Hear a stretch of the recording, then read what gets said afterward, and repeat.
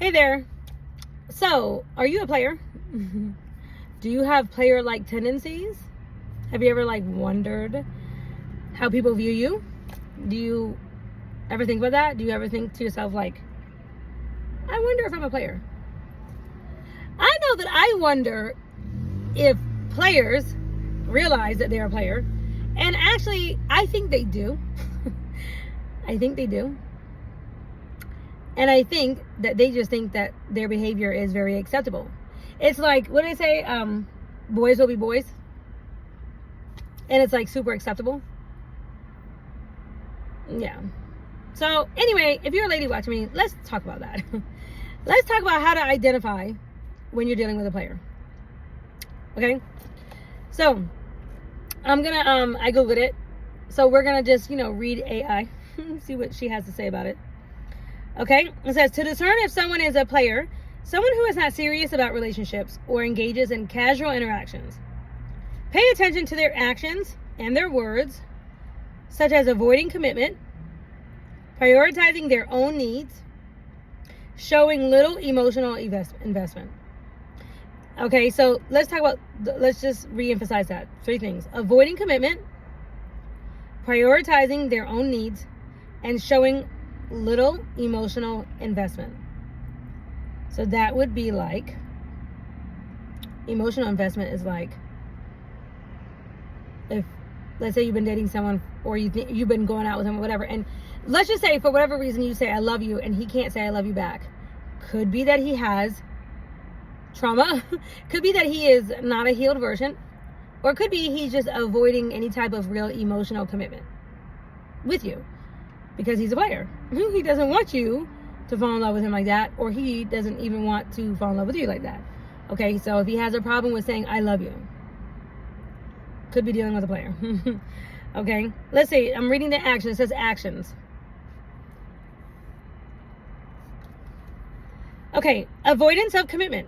They might consistently avoid labeling the relationship, making it unclear where things are headed. Lack of emotional investment.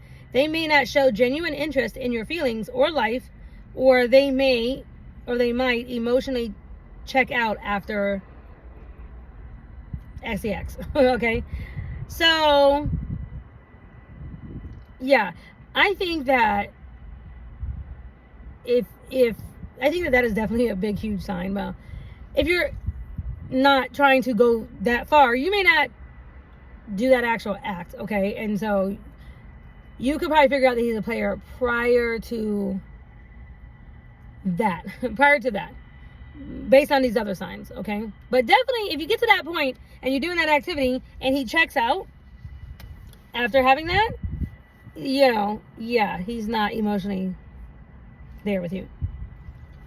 Okay, multiple relationships. They may be dating or talking to multiple people simultaneously, or they might have a history of doing so. Elusiveness. They might be hard to reach or unreliable, or they may not be forthcoming with information about their whereabouts or activities. So it's they don't want to answer. They don't want to answer their phone. They don't want to answer where they're at. They don't want to tell you, and I've definitely known some men, that I have chatted with or whatever. I have definitely could tell, they're oh, hey, how are you? What's going on? Well, where are you at right now? And it's I get that all the time. And I think it's because I do tend to attract a lot of Northerners. My second husband, where you at? Where you at?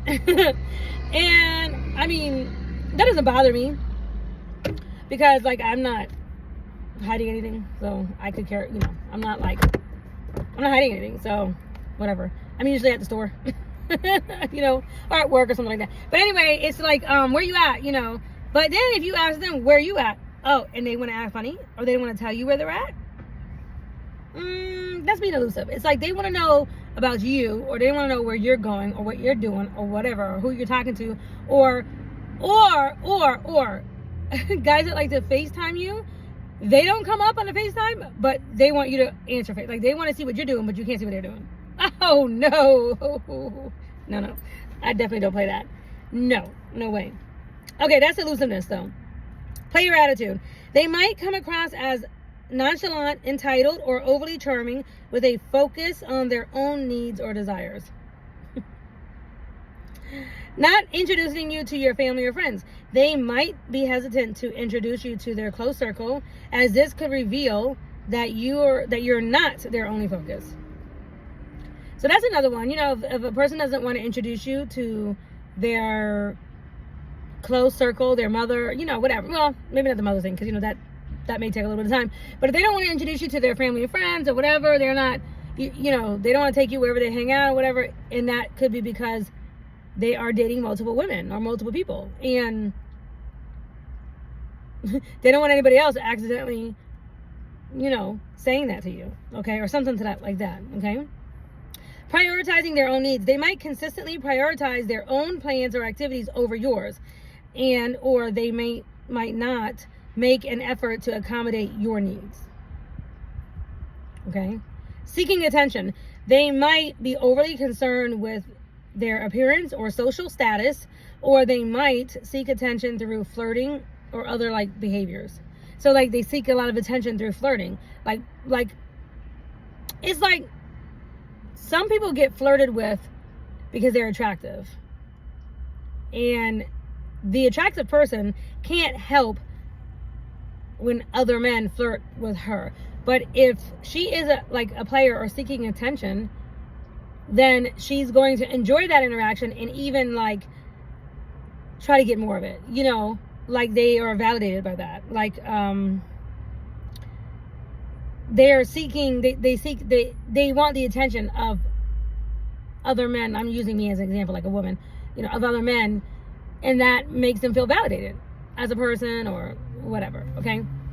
And if he's a guy, he likes getting attention from women. He may wear a certain cologne or something that he thinks is going to get attention, or he may wear certain clothes, certain things or whatever. I'm gonna tell you one thing. Okay, this for me is a number one. I hate this. I hate this. I hate this when a man flirts with me, when a guy flirts with me this particular way. When I'm in this, when I'm out and about or whatever, I'm in a store or something, and a guy is looking at me, and he does this whole, licking his lips, like he's licking or eating his, steak, or he's looking at you like a piece of steak, and he's licking his lips because he wants to eat a piece of steak. I don't know why or what makes a man think that is attractive, or that would make somebody like me or any woman. I mean, I hope not.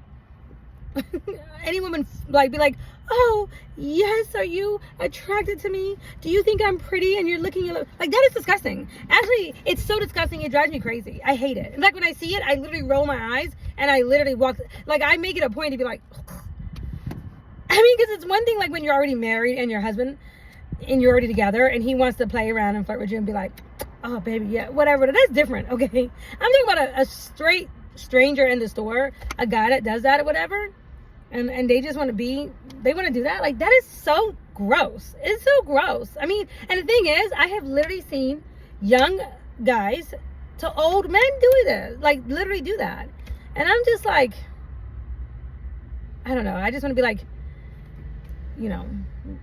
go away. That's gross. Ew. I don't know. It's just, it's so thirsty. I think that's what it is. It's so thirsty. And I feel I would be, I don't know. I just feel I don't know. Who responds to that? What woman responds to that? Who responds to that? Who finds that kind of thing cute? I don't know. I don't. In fact, I think the things what I actually find, cute or whatever is there's one guy that I think I told the story one time before. I thought he was really cute in the store. I thought he was cute. I saw him a couple times in the store, and he was with a friend, an older gentleman friend. But I kept thinking to myself, oh, he is so cute. And I think we were in Kroger anyway. And I could tell that he was kind of shy, because every time he kind of locked eyes a little bit, it was the way he kind of, I could tell he was kind of shy.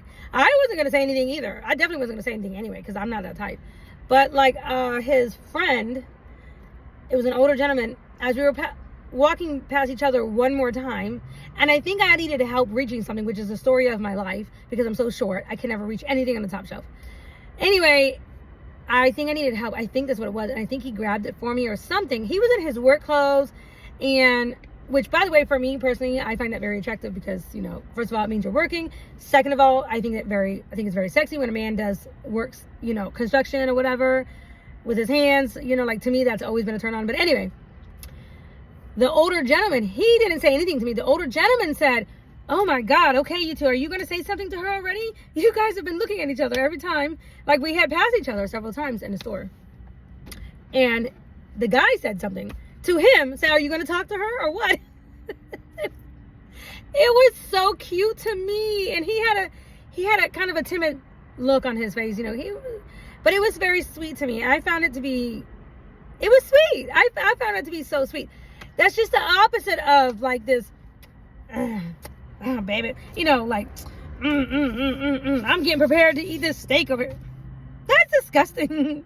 That is so gross. I mean, that is like so low class and so disgusting to me and so like D-class-A. I don't know. I don't know if women actually fall for that. Like, who, it's like, especially when I see an older man doing that, it's just like, wait a minute, what women are falling for that? And if you've had a woman fall for that, like, how did it go for you? Like, was that the classification of a woman that you liked? Like, how did it work? I mean, like, at what point do you say to yourself, like, that's not working? That's not a good pickup. Anyway, I don't know how I got sidetracked. Let me get back on focus. Okay, seeking attention. Okay, words. Not ready for a relationship. So they might say something like that, like, not ready for a relationship. They might repeatedly express that they are not ready for a serious relationship, even if they are actively pursuing you. Player. Focus on sex. They might prioritize sexual encounters over building a connection, or they might bring up sex early in the relationship. Okay, inconsistent communication. They might respond inconsistently to your messages or calls, or they might ghost you without explanation. Definitely a huge sign of a player. It's definitely a huge sign. And to me, this is how guys lose me. This is definitely how guys that have been attracted to me, who have, you know, expressed interest in me. And the thing is, it's like they will communicate or whatever, and then you don't hear from them, right? And I'm not talking about like in a dating thing. I'm talking about just like in the initial stages or whatever. And I have a friend right now that, I mean, he even said, you know, like, we kind of got disconnected from each other, like stopped talking or whatever. But it was really like him that stopped talking. We've since reconnected as far as friends and talking and everything. But I knew that we had a lot in common, and he was good people. I could tell he was good people because we had good conversation. In any case, sometimes it is easy for that to happen, especially like when you're older, and especially you have work and things get in the way and you don't live close. If you don't live, like over here in Atlanta, it's really hard. If you're on the east side, it's hard to get over to the west side, and unless you're always on the highway driving around or whatever, it is like traffic gets in the way a lot. But I mean, it's no excuse really and truly if you really love somebody. But the thing is, we were not there. That's definitely not, we were not there. But like in general, just in general speaking, like if someone is like, if they only text you or call you like at night or something like that, it's like, hey baby, you know, what are you wearing? You know what? My response is a diaper. How about that? I'm wearing a diaper. I'm wearing parachute underwear with a bonnet on my head. You know, like that's what my response is. Like that's gross. Like to me, that's definitely player. You know, like I don't even really respond. I mean, really and truly, once I figure out someone's a player like that or something, I just block them. I don't deal with that kind of thing. Like I met this one guy. I remember when I was doing my chiropractic. I had gotten rear-ended and I was going to my chiropractor or whatever. I was doing those treatments or whatever, and this one guy was definitely like talking to me or whatever, and he was trying to get at me. And I mean, he just tried a little bit too hard, but he was being, to me, it was a little bit too much, and it was very playerish. And like, yeah, I had to block him like right away, because he was like, oh, I'm interested in buying a basket or something like that, which is, you know, my number is public, so it's not a big deal. But that's initially why I remember giving him my number so he could buy this basket or whatever. But it was like shortly after that, like after that initial phone call, he just kind of went, it was like Playerville. It was like this kind of stuff right here. And so I was like, basket or not, like I'm not selling him nothing. I don't even want to, like, no way. I don't care about a bit. Anyway, I just put him on block because I was like, nah, he's just gonna be a player. He's just gonna try to, like, I don't know. I don't operate like that. Like I don't operate like that. So I don't know, maybe some girls do. I guess if you are a player yourself, you know, then this is cool. I don't know. But anyway, I'm talking to the people who are like newly dating or whatever, and you need to like know, like maybe you've been married for like 30 years or something and you're newly divorced or something and you don't even know how to date. And you're kind of like, what? Like, yeah, like those are the people I'm talking to. Okay, anyway. Okay, using player language, like phrases like I'm not looking for anything serious, or I just like to have fun. Okay, yeah, that's a player. I mean, go on ahead and have your fun or whatever, right? But don't, make sure your fun that you're having isn't going too far. Isn't going past fun for you. Okay, so, you know, at least be alert to when you hear that, to know, oh, okay, he's a player. And like for me personally, like for me, I don't waste time, you know, and I don't have time for that. But I mean, I suppose if you do have time, then you just have to make sure that you have your boundaries up to how much fun you want to have, right? Okay, lying or manipulating. They might lie about their whereabouts, their activities, or their intentions, or they might manipulate you into doing things that you don't want to do. It says, important note, not everyone who exhibits some of these behaviors is necessarily a player. However, if you notice a pattern of these behaviors, it is important to pay attention and consider whether the relationship is right for you. Okay, so based on your intentions and his intentions, right? Like that's basically what gonna be the deciding factor, right? Okay, anyway, so yeah, this list is over here on Google. It says, let me see if there's anything. How to know if a guy is a red flag? Okay, yeah. We've talked about some of these things in my other videos. This is talking about controlling, jealous, arguing, putting you down. Okay, we've talked about those things. This video, we're not going to do that this video. How can you tell if someone is being played? It says they love bomb you and they get clingy suspiciously fast. They talk about sex early on in the dating process. They make extreme promises but don't follow through. They ghost you for long periods of time. They won't make plans or commitments. They don't respect your boundaries. Okay, so it says that's how you can tell if someone is being played. See?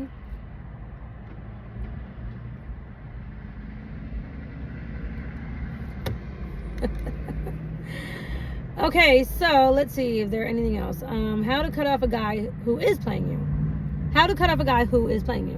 Be direct. The easiest way to let him know you don't want to see him anymore. You can explain why, or you can just break it off without saying too much. If he gets the hint, he won't hit you up anymore. Yeah. Okay, so let's see. How to know if a guy is a player through text. Okay, so let's read this. It says, here's how to spot a player either online or offline. Okay, so it says, he comes on strong. He says he's open to a relationship. He makes sexual jokes early. He only texts you late at night. He doesn't ask personal questions. He asks for pictures, you know. He gives over the top compliments. He won't introduce you to his friends. Okay, so anyway, he comes on strong. Now he comes on strong. That to me is like, yeah, I guess you look at it for the pattern, right? But I definitely know that. So like, sometimes someone comes on strong, or there may be a strong feeling or connection, and it comes on strong, and that can happen at times when you have, let's say, like love at first sight, you know, or when you've met a soulmate, like a real soulmate, and you may not necessarily actually even know or actually be feeling that he is coming off strong, but you internally might be feeling a strong feeling on the inside. So I say that because I remember when I met my first husband, my late husband, there was a strong, intense feeling for both of us. Neither one of us admitted to it, but we both definitely felt it, right? So that is different. I guess that is kind of different, you know, saying he comes on strong. So yeah, maybe laying on thick. Maybe that's what that means. More like laying it on thick. But like when you meet a soulmate, that is different because there is a strong connection and there is a true feeling, and it is a very strong feeling that I would say, like, when you meet a soulmate, and we all have more than one soulmate. Soulmates come in different shapes and sizes and and varieties of people, right? We can have even female soulmates. You can have a friend who's a soulmate, like you just meaning they're a part of your soul family, right? I would say that there is usually a strong feeling of like a strong pull. There's a strong pull between the two of you, and there is a strong pull to stay connected. Meaning, you don't have to necessarily stay next to that person 24/7, or you don't have to necessarily, be up underfoot, as I say, but to stay connected, meaning like, and I don't want to say even checking in. I don't mean checking in like you have to check in. It's not even that. When somebody's part of your soul family, it's like there is like a string between the two of you, or there is a pull, or it's like, for example, I'm gonna give you an example of my friend now, my friend now, and she's a female, right? She's part of my soul family, but I have always known that because I did her makeup for her wedding 10 years ago, and we met like in another city when I did her makeup over there, but I didn't know she lived in the same city as me right here, right where I'm at. So I met her 45 minutes away, but we actually lived right next to each other. And I had walked into her establishment for some business, and I didn't even recognize her right away. But she said, "Hey, you don't recognize me? I recognize you. You did my makeup for my wedding." And I was like, "Oh yeah." Well, from that moment on, we talked on more of a personal level, and we connected right away to the point that she could trust me, I could trust her. She got pregnant. She ended up having, two boys, whatever. And each time I was, there, came to see the babies or whatever, I've watched them. I stayed overnight watching the kids, and there was a trust level there. I've made plenty of meals for her. She would continue to do my makeup, but we always stayed friends, and we would talk to each other on personal levels. And there wouldn't be more than a week or two go by. It would be like, "Hey, checking in, just trying to see how you're doing," or "Is everything okay?" or "Let me see," whatever. Where you're always kind of like you don't mind staying in contact with each other, right? Like, it's like making sure that person is okay kind of keeps you balanced, So, what the interesting thing is, when she had a major accident, she actually had a tree fall on her. The crazy thing is, I was going through something traumatic. I was going through something serious in my personal life, like love life, okay? But I had actually had, before she texted me to say, I got a text from her to say that she was in the hospital and that a tree had fallen on her and that she was okay, but she was in the hospital, right? But before that had happened, I had actually got, like, about maybe an hour or so before, I had gotten, because I remember I was sweeping my garage out, and I had gotten this gut feeling, and I was like, "Oh, I hope she's okay. I haven't heard from her. I hope she's okay." And it was like a gut feeling, and it said, "Call her, text her." And I had meant to do that, but I didn't. Because somebody came over, I think I was having a garage sale or something, and somebody came over. Anyway, they interrupted that thought process, and I didn't, right? But then shortly after that, I got the text, her saying she'd been in an accident, she's okay, and she did recover and everything. But I knew it, and I remember when I got that text, and I had that feeling, and I was like, "Oh, I knew I should have checked on her." Not that it would have done any different, because she was a couple hours away, and this happened while she was on vacation. In any case, at that moment, I wanted to go to her, straight to her, to go help, or to just be there at the hospital just to make sure she was okay. I couldn't because of some things I was actually dealing with. But here was the funny thing. I did text her, or she kept me abreast. I knew she was going to be in the hospital for a minute. And I was busy moving and stuff. I was sweeping, like I said, I was cleaning up my garage. I was busy moving and everything. But I remember this one particular day, I was busy. I was so busy, I wasn't cooking. I hadn't really cooked anything for like a few weeks. And this particular day, I put on some of my soup that I make in a crock pot, right? And I put this particular soup on, and I said to myself, Stacy loves this. She loves this type of soup, And I just said it to myself, like just to myself. But I was going to make it for me because I knew she was still in the hospital. I didn't know when she was going to get out. But anyway, I put that soup on, and then about an hour later, she had texted me. She said, I'm home now and I'm recovering, and I would love it if you would make me some soup. And I was like, yeah, I already made it. Obviously, God put it in my heart to make it for you. It was like I had a feeling, right? That's really how it feels like when you have a soul connection with somebody. It could be a very intense feeling, especially romantically, of a lot of things like that you can't explain. But you really can't explain it. Why? Because they're part of your soul family, and you have these gut feelings, or you have these sensations, and it could come on very strong. But once the connection is there, and you make that soul connection, right? It is what it is. Like, it is what it is. Even if sometimes you never see that person, maybe you don't see them again for a year or two. It doesn't really matter, because when you see them again, the soul connection is already there. It's already there. And it usually literally picks right back up exactly where you left off. And those are your really good friends. Those are people they call your soul family. Or like, I have several good friends like that are out of state, and we talk a couple times a year. But when we talk, we pick right back up. There is an automatic trust level there. There's a connection that's there. And it happens, like I said, it could be with, love or friendships or whatnot. Okay, anyway, this video is already too long. I'm trying to keep them to 15 minutes. I am failing miserably. Okay, we were talking about a player. So it says, how do you test if he is a player? If they are flaky or constantly cancel, always make excuses about how busy they are, and refuse to make plans, they might be a player. A player doesn't put you first and always prioritizes their own self-interest. So it says, if a better option comes along, they'll have no issue canceling on you.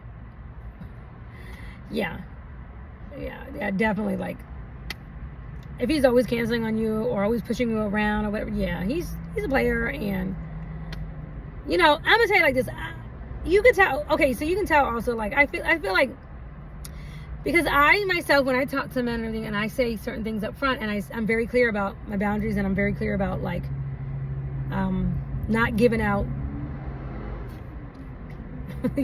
Like not giving that out, right? Like, I'm not doing it. Like, it's not happening. So, and I flat out just tell them that. Like, I just say, okay, I don't know why you want to get to them, because you're not gonna get that from me. So you might as well go ahead and keep whoever you got over there, or whatever, right? So I put it out there because I'm saying that. Like, some men they take that as a challenge, and they think that I'm playing with that, but I'm not.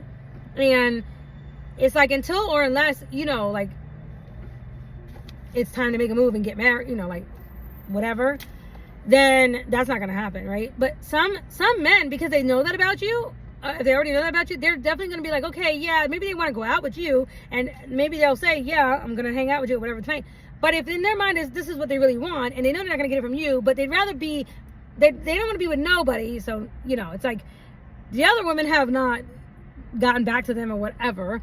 The ones who will give it to them, but they're not available. So it's like, well, I'd rather have some company than no company, or whatever. But then one of their side people who is willing to give that out or whatever comes through, then it's like, yeah, I can't hang with you.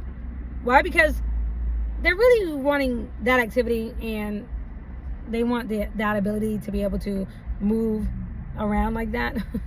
Okay. So anyway, I hope all of this was helpful. I hope some of this was helpful. I hope at least one thing was helpful. I just think it's kind of cool to talk about these things, because sometimes also too, like, it can help put a mirror up to who you are and how you show up in relationships. And like, hey, maybe you have some player-like tendencies or personality traits or whatever, and you don't even realize it. And maybe you don't even mean to be coming off that way. Or maybe you're not even really a player. Maybe you really are something else, or you really are quiet or whatever, something, And yeah, it could put up a mirror, like, oh, maybe I'm coming off like this, or I'm giving off this vibe. Or straight up, you are a player.